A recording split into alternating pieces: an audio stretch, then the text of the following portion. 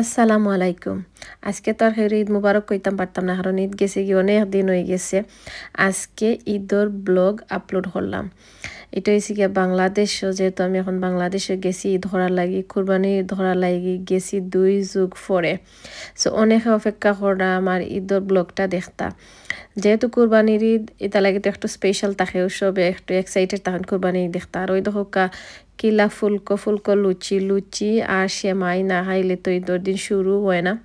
অনেকে ধারণা সিলেটি হলে ফব সন্দেশ নুনর বড়া মানে নুনর ফিটা যেটা রেখো এটা ছাড়া মনে হয় আমরা কোনো জাতর আর ফিটা বা আর কিছু খাই না।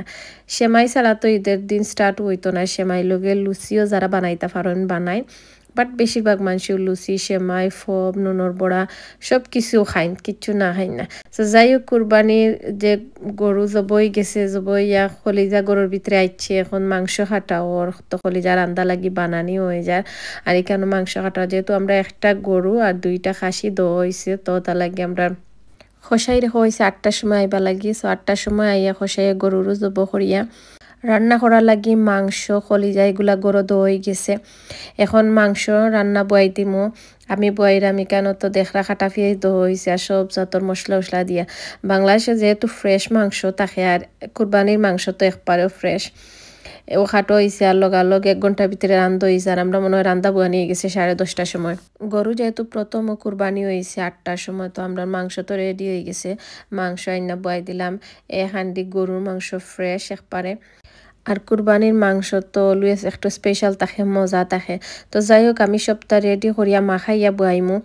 আমি বয়াইরাম, আমার বই না হয়েছে আমি বয়াইতাম, বিকজ যেহেতু আমি 2 যুগ পরে কুরবানির ঈদ বাংলাদেশে করলাম। আরও দেখো খোসা নিয়র মাংসের একবারে স্লো গেছো, যেহেতু মাখাইয়া বয়াইছি ওটা লাগে স্লো গেছো দিলাইছি, খোসানি লাগে।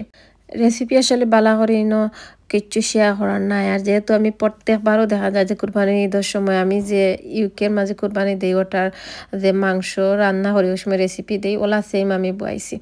এখন কলিজা রান্না করা হইব, কলিজারে বয়েল করি রান্না করা হয়। আমরা ইউকে তো জেলা বয়েল হয়ে রান্না করি, সমান দেশে ওলাখান বয়েল করে রান্না করা হয়।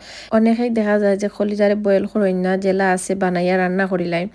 বাট কলিজা একটু বয়েল করে রান্না করলে ভালো, কারণ কলিজার মাঝে অনেক বাদ রক্ত থাকে, তো বয়েল করলে এগুলা যায়গি।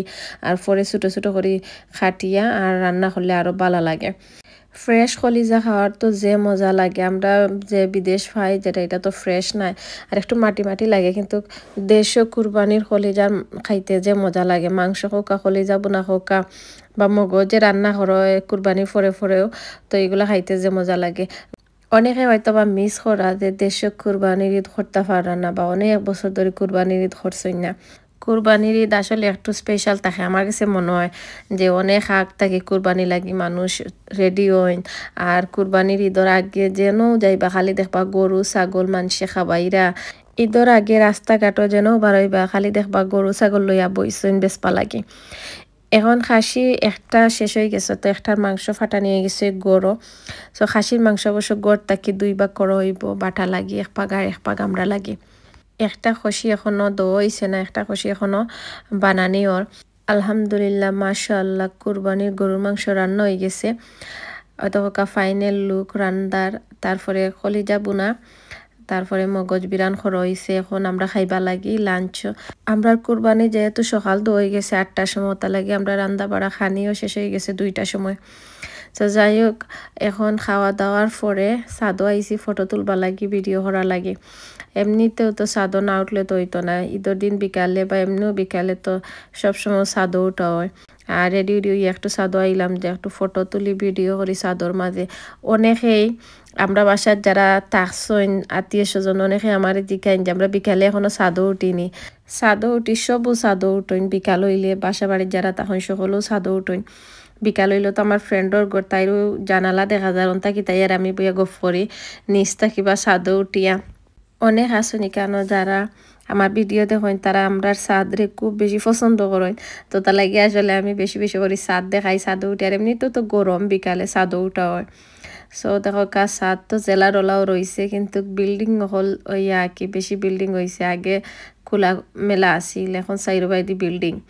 চাদর যে বাইদিও চাইবা খালি বিল্ডিং হল তো যাই হোক এখন আম কাটলও আছে চাদর মাঝে যেটা ছোটো ছোটো তো ইসলাম আম কাটলর গাছ সকল ইতা বড় হয়ে গেছে এখন একটা আমও মিলছে ফাঁকি গেছে একটা আমি তো ঈদের দিন আমরা দেশময় চাদরছি উঠিয়া দেখি একটা আম ফড়ি থাকছে ফাঁকিয়া চাদর মাঝে নিজের গাছ ফাঁকনা আম খাওয়ার যে মজা আপনি যত কিনে খাই না খানি এটা মজা পাইতা নাই ঈদ যেহেতু ঘোরাঘুরি না করলে তো হইতো না আর অত বছর বাদে বাংলাদেশে ঈদ ঘরাত গেছি আর আমার মনে আছে আমি দেশও থাকতেও ঈদের দিন আমার একবার বার হইতে হইব মানে গুরানি যাইতে হইব তো যেহেতু অত বছর বাদে ঈদ পাইছি তো গুরানিত না গেলেও তো হইতো না তাহলে এই গুড়া লাগি বার হয়ে গেছে আর এখন সিলেট হোক মানে বাংলাদেশ হোক গুরানির জায়গার কোনো অভাব নাই মানে কুটুম খাসর গড় যাইতা না বাড়া ঘুরাইতা আগে এক সময় আসিল ঈদের দিন বার হইলেও ফ্রেন্ড হলো গড় যাইতাম আর নাইলে কোনো আত্মীয় স্বজনের গড় যাইতাম ঈদের দিন যেহেতু বাড়া ঘুরাফিরাও করমু আত্মীয় স্বজনের গড় যাইমু যতটুকু পারা যায় কারণ একজনের গড়ে গেলেও দেখা যায় যে বইয়া গফরিও টাইম যায়গে অনেক মানুষ বাড়া কুরবানির ঈদ সব মানুষও বিকালে বার হয়ে গেছে ওয়েদারও যে সুন্দর আসিল মেঘও আসিল না আর বেশি গরমও আসিল না ওটা লাগি যে এনজয় করছি আসলে বাংলাদেশে গিয়া আলহামদুলিল্লাহ এটা একটা ওয়াকওয়ের মাঝে কত মানুষ আইসই আটরা এখানে সহালেও মানুষ এখন আটইন আর যে সুন্দর করছে এই জায়গা এটারে অনেক মানুষ আইসই আর বেশিরভাগ মানুষও ভিডিও করা টিকটক করা যারা আমার ভিডিও দেখরা যদি আমার ভিডিও ভালো লাগে তাইলে ফ্রেন্ড অ্যান্ড ফ্যামিলির লগে শেয়ার করবা যেহেতু আমি খুব কম ভিডিওগুলো আপলোড করি আমার চ্যানেল একটু স্লো হয়ে গেছে চ্যানেলও অনেকেই কমপ্লেন করেন যে আমার ভিডিওগুলো এখন আর নোটিফিকেশন আয় না যদি নোটিফিকেশন আয় না আমার ভিডিওগুলো সার্চ করি আপনারা দেখা লাগে তে আরবার সাবস্ক্রাইব করবা সাবস্ক্রাইব বাটন দিয়ে অন করবা আরবার সো ওটা লাগি হয়তো বা আমি যেহেতু রেগুলার ভিডিও দিই না ওটা লাগি নোটিফিকেশনটা অফ হয়ে গেছে আর আমি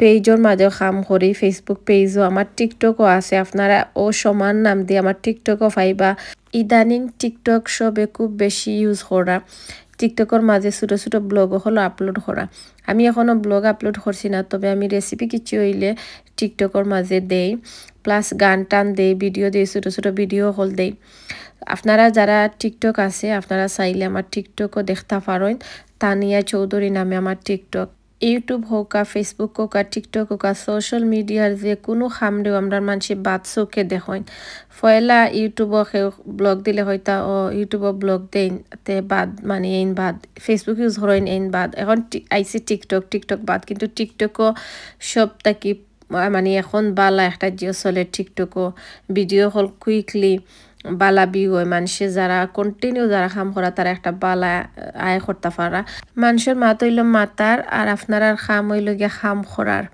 যাই হোক এখন আইসি আমরা আইসক্রিম খাইবা লাগি একটা শপর মাঝে আইসক্রিম খাইমু আর মেহমান বাড়ি লাগে আইসক্রিম লইয়া যাইমু সো আমরা বইয়া শপর ভিতরে আইসক্রিম খাইয়া যাইম গিয়া আমার খালার গরো দেশ গিয়া আমার জেলা বালা লাগে রোলা আমার বাচ্চাইন তো যে বালা পাইছইন সো যাই হোক খালার ঘর আইছি খালার ঘর আইয়া দিকে খালায় যতটা বানাইছইন সমোসা বানাইছইন পরোটা বানাইছইন সেমাই ঈদের দিন তো যার ঘরও যাইমু সেমাই খাওয়া লাগবো তারপরে যে মজার ফব আসিল আর গরু মাংস বোনা পরোটা আর সমোসাও যে মজা আসিল আয়শা খালা তুমি যদি আমার ব্লগ দেখিয়া থাকো তাইলে তোমারে থ্যাংক ইউ চাটাও যে মজা আছে চার কালারও যে সুন্দর আসিল আমি যেন যাই এক কাপ চা খাও তো আমার লাগবো কারণ দেশের চা মিস করা যাইতো নাই